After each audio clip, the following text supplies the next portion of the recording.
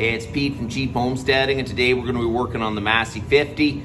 I bought a new gauge set for it. This tractor's had a few wiring glitches that I just haven't got around to fixing it, so that's what we're going to do. Part of the issue is the wiring's really bad. The connectors to the rear lights, the tail light, and to some of the switches that are under the dash. They're just bad connections. I'll be blowing snow and all of a sudden it'll lose all power. And I think there's a bad connection on the back of the amp meter because you'll wiggle, the wires go into the amp meter, and then all of a sudden it'll fire up and it'll work. And it's really inconvenient, especially if you're on the road and you lose all lights.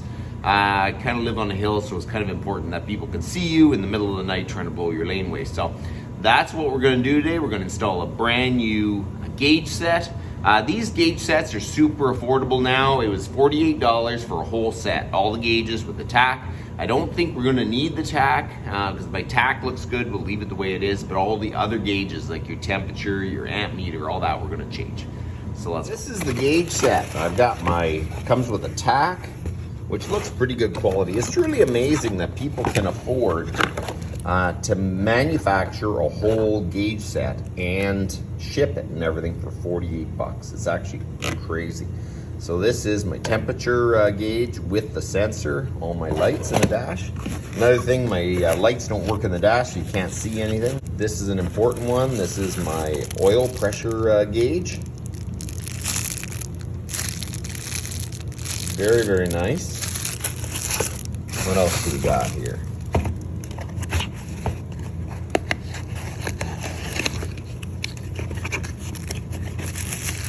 So I will look back to when I purchased it, and I will put a link in the description so you guys can find these gauges. Oh, here's my amp gauge. That's really nice. Here is my light for the amp gauge. Really, really nice gauges. I mean, they're not original period kind of gauges, like they're modern, well, more modern gauges, more modern faces. What's this one? Oh, this is the fuel gauge. I'm not going to need that for sure because we don't have that. But all the other ones, the important ones, that's what we're going to do. So we got the water temperature, the oil pressure, and my amp gauge is what we're going to change. As I say, I want to keep the original tack because it has all the speeds and everything on it.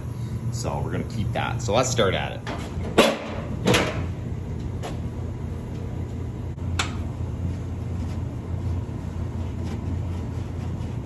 Oh, look at that, the bottom comes off. I've never had a dash out of one of these, so I have no idea. Looks like the bottom part comes out. I'll take the other screws off. Let's see if I can get this off.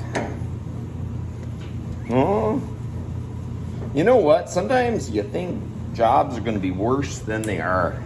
And then sometimes you think it's going to be an easy job, and then it turns into a horrible job. You just never know. That definitely came out easier than I thought. Now, so I see it actually goes into a clip here, so you got to pull, after these bolts are out, you pull out on it. There we go. Wow. There is definitely some wiring here. Oh.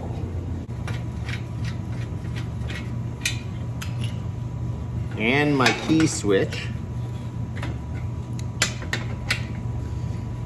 Oh, man alive. There we go.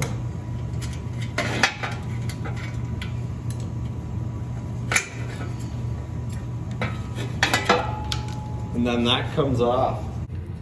Okay, so the first thing we're going to do is remove the amp gauge there. We're going to take those nuts off. There should be 5/16. We should be able to get them off, and then the whole gauge will just pull right out. We can actually fix the wires and everything. You know, it's one of those projects I've been meaning to get around to, and it's like never high on the list to fix the stuff you have. You know, like you want to be out doing stuff. But It is really annoying if it fails in the middle of the winter when you can't clean your laneway or you can't do any of that for a very simple thing. Okay, so there you go. Now the gauge should just come up through. Wow. There we go, that came out of there.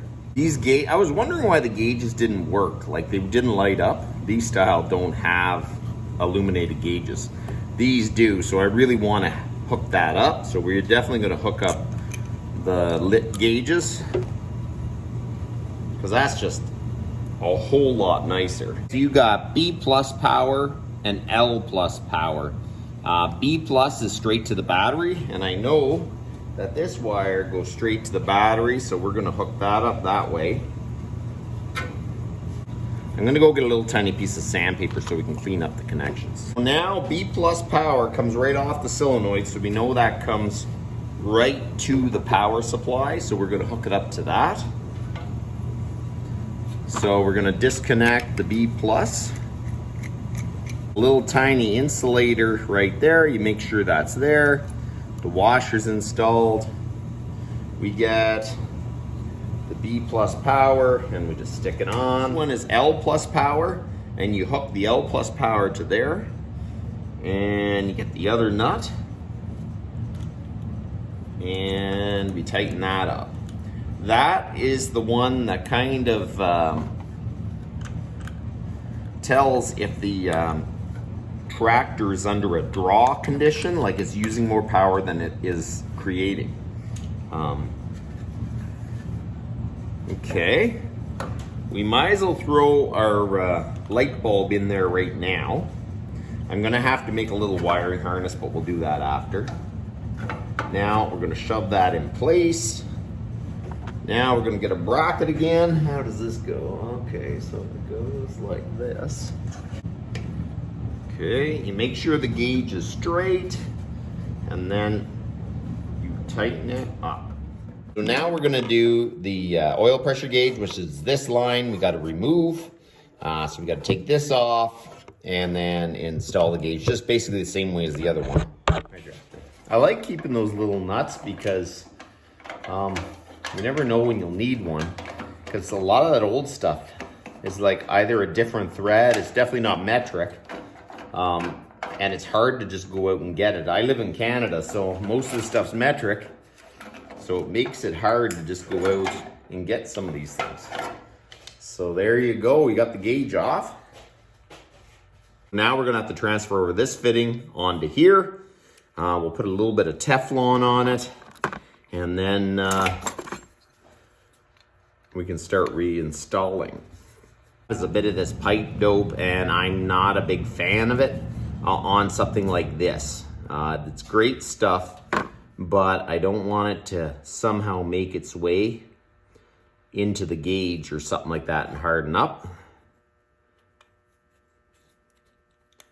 I don't think there's much chance of that.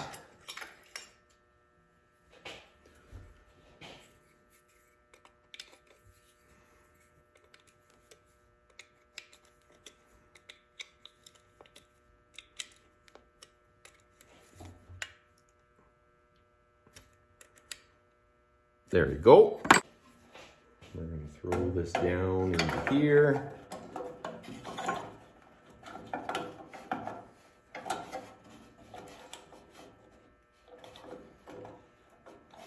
Make sure the gauge is straight and then tighten it up.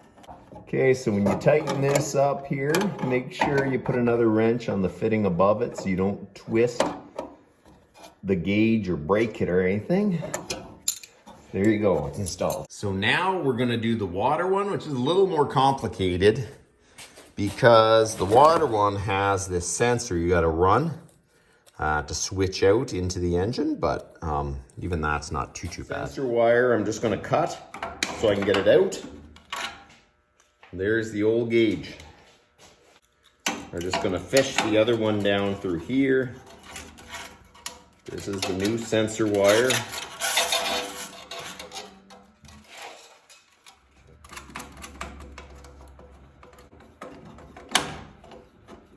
So the sensor wire, I'm gonna have to fish it up through. It comes through these holes here, but it goes into the thermostat block there.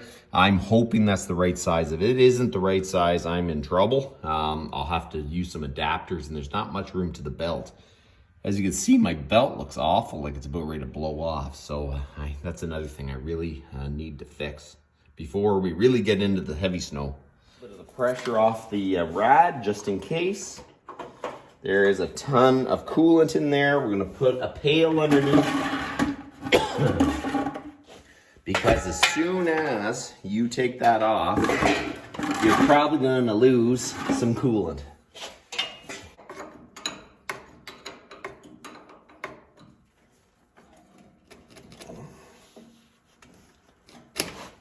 Okay. You get the other one ready, and you kind of unscrew it. This is going to be very hard to show you guys.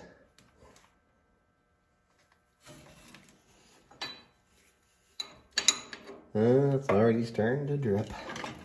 I hope this is the right thread, because if it isn't, I'm making a mess. For nothing, huh? Looks like the right size. Okay. Oh, is it?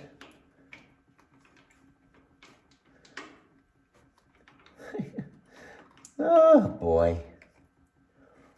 Lots of fun. Now I gotta find the threads. Sure looks like it's the right one, but I haven't got the threads to start yet, so.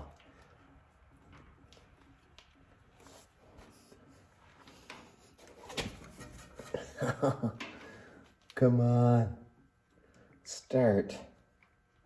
Oh yeah, this is great. This is really good. Oh, that's a bit of a relief. So now we just tighten it up.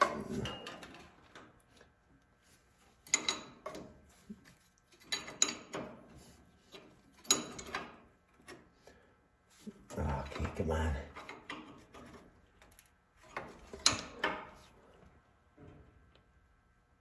Okay, there you go. It's really important to fasten down your new sensor wire. There's a hole down here and a hole down at the front. This is on a Continental motor. You really don't want that sensor wire vibrating around, because what's gonna happen is it's gonna vibrate till it breaks. So you gotta make sure you have everything fastened down good. Because these are metal, I'm gonna pull it and I'm just gonna squish the metal bracket so it'll kind of hold it. Not too hard, I don't want anything. That'll just keep it so it stays right there. All this extra sensor wire needs to be rolled up.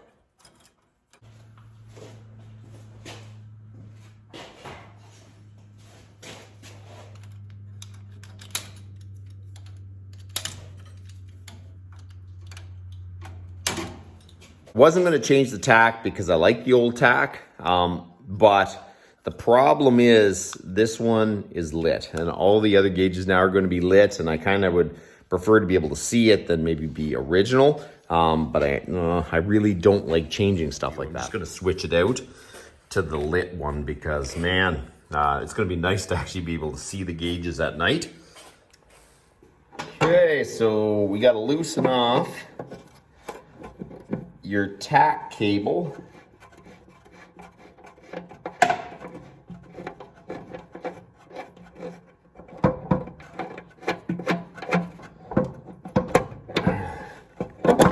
Okay, so there you go.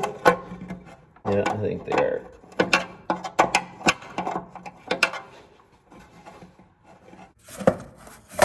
There you go.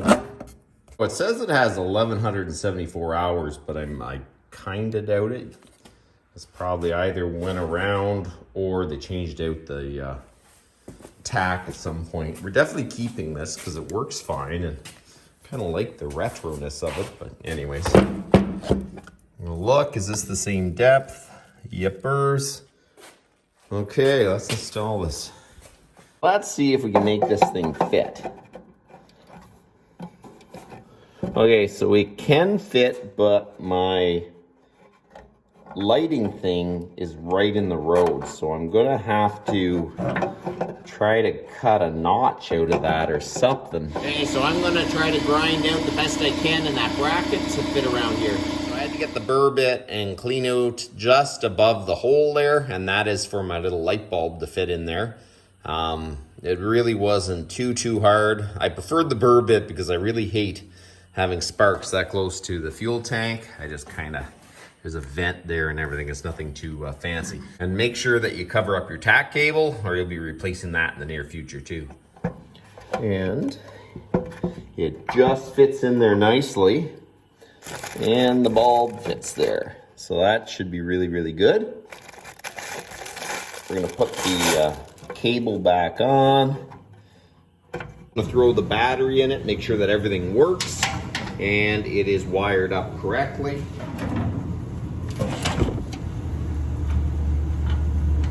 I finished wiring up the gauges. I would have filmed it, but my phone was going dead. If you turn the key on, all the gauges light up. That's really nice.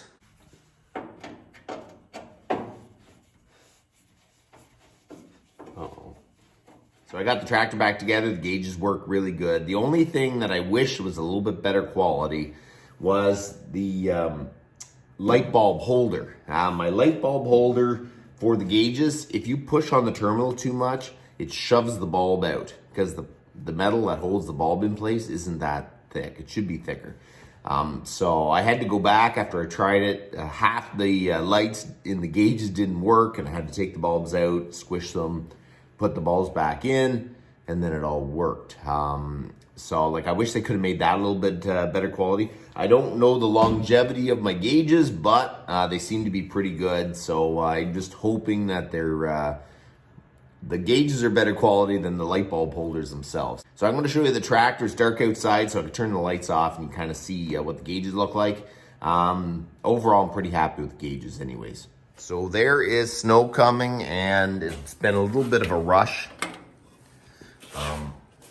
And I'm glad I got this all done. I came out this morning just to finish my wiring. I did a very quick repair on my rear light. It came undone, so I do want to rewire this, but it's gonna have to stay the way it is for now.